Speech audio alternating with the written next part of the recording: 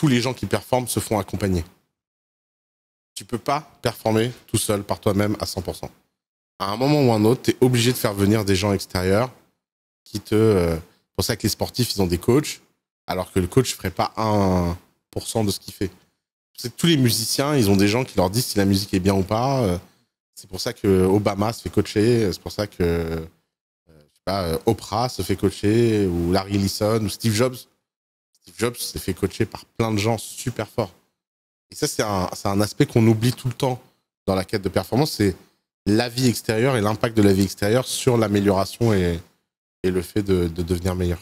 C'est dingue la perspective, à quel point quand tu vois les choses différemment à travers toi-même que les personnes de l'extérieur vont pouvoir voir.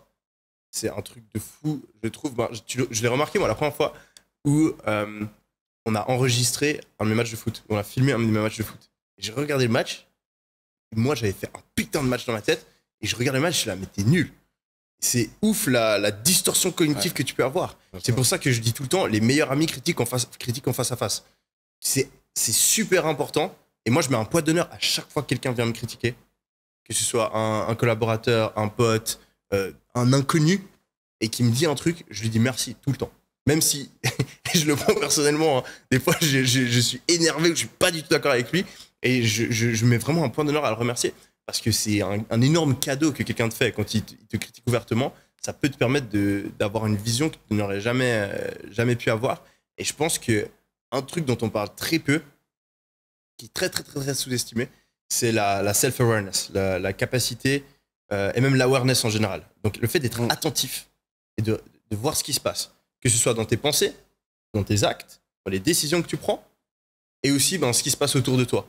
Donc la capacité de voir, de juste te poser la question, ah, j'ai pris cette décision la semaine passée, est-ce que c'était une bonne ou pas finalement? Ah, je suis en train de penser ça en ce moment, pourquoi est-ce que je pense ça? Je me sens comme ça, pourquoi est-ce que je me sens comme ça? Donc le fait de s'analyser constamment et de réussir à prendre du recul sur soi-même, pour moi ça fait une énorme différence, parce que tu vas justement pouvoir corriger le tir, alors que la plupart des gens, ils ont ce filtre où ils voient les choses d'une certaine manière, et t'es forcément d'accord avec toi-même.